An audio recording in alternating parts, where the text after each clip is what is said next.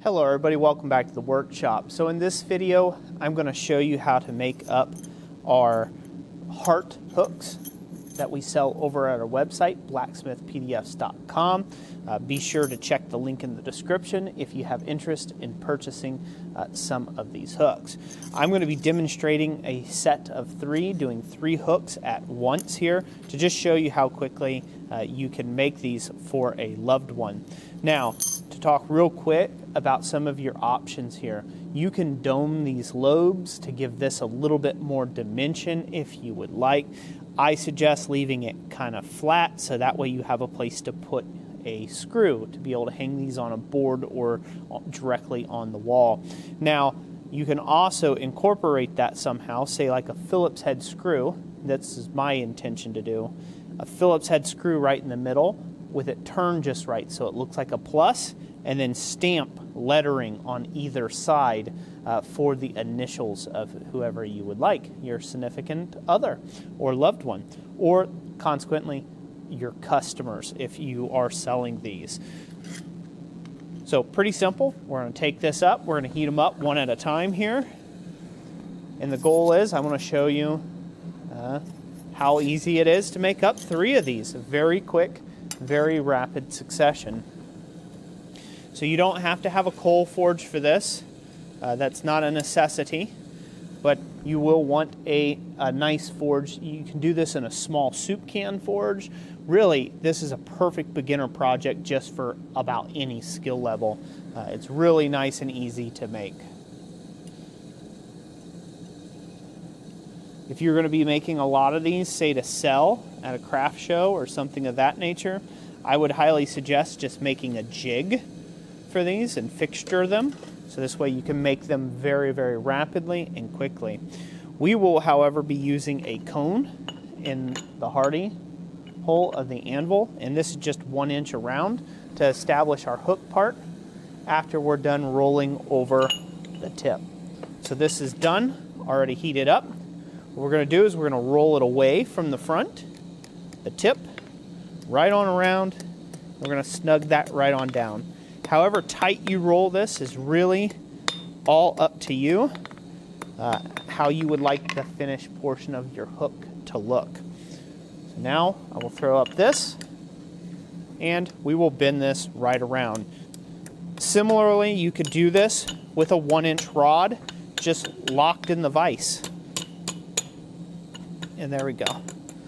So if you have a 1 inch rod just locked in the vise somewhere, you can make up these hooks just as simple as that.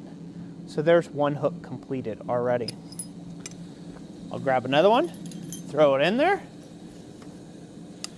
The one trick you will have to watch out for on these hooks, however, is that the hooks themselves, the very ends, are already finely tapered pretty small, right off of the plasma cutter. So when you're sticking them in the fire, don't just jam them down like this in the fire, because you will burn off all of that excess material doing so. You have to make sure this tip is past the hottest part of the fire. Obviously, if you're working in a gas forge, not as big of a deal. And in a coal forge, when I wouldn't be demonstrating, you can do about 3 pieces at once. When one's hot enough to come out, you can do 2 pieces, so you just shove them in, one right after the other, and go to town. I'll move that hardy tool off of there.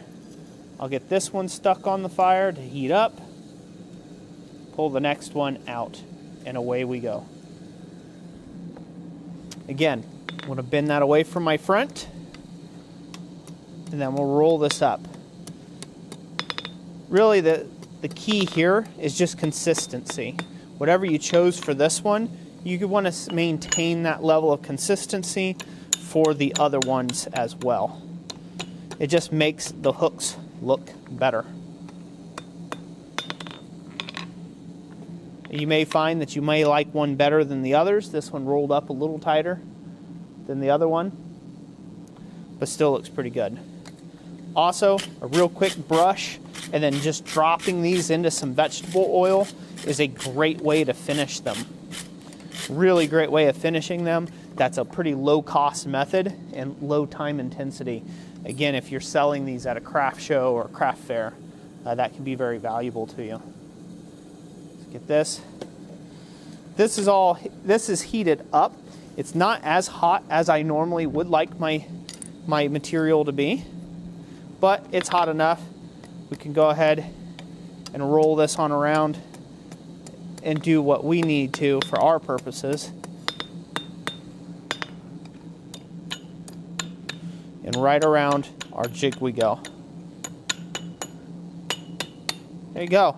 About as simple as that. You just want to make sure it looks good, all the conformation is right, and everything looks in line. So there you have it. A lot of yarning on time. There's probably been about 3 minutes of heating time and about 3 minutes of actual work time, so about a minute a hook. This one here needs to be adjusted. That can even be done cold on these. So now that is much more like the rest of them. So there you have it. That's it. That's how easy this is. Again, it's my suggestion to use a Phillips head screw, drill it, turn it to where it looks like a plus mark, and stamp initials to each side as a product. I hope you found this fun, informative, and also you can just come up with your own hook designs. Just about anything you can think of as a motif can be cut out fairly simple and then just bend it up in a hook. You know, even if you're forging something out from a larger piece of bar stock, think about flattening out the end and chiseling the edges into 4-leaf clovers or 3-leaf clovers or spades or all sorts of stuff. Think about what you can do as far as chiseling something out or saw cutting and then bending it up into a hook as far as a product, because hooks, they always sell. So that's it for today. Thank you guys so much for watching. Thank you to all the channel members out there that make this video content here on YouTube possible.